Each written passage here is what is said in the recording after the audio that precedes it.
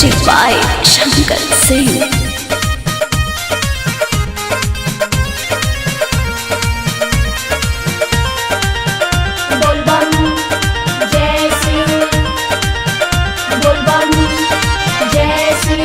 काल्हे सावन के पावन सोमारी जलवा चढ़ावल जाई संगे बरपारी।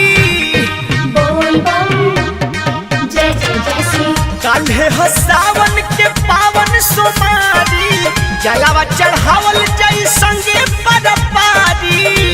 तो लेके लोटावा के हो जलावा भोरे शिवालावा चलिए हो।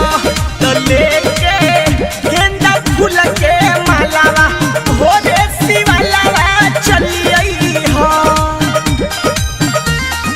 बम बम भोले जय शिव भोले।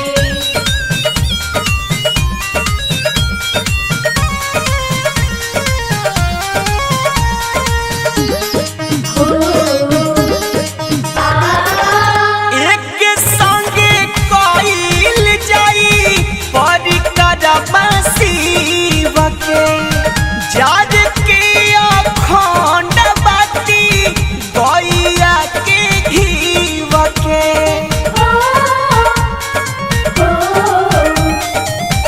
एक संगे कइल जाई परिक्रमा शिव के जार के अखंड बाती गैया के घीव के।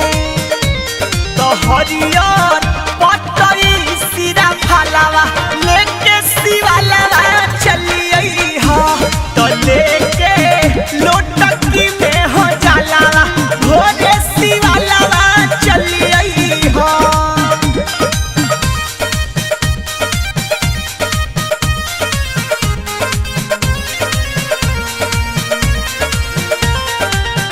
बोल बम जय शिव बोल बम जय शिव। चाहिए जे शिव रही प्यार बरकरार हो। गोलू भी सुन पूरी करी है तोहर इंतजार हो।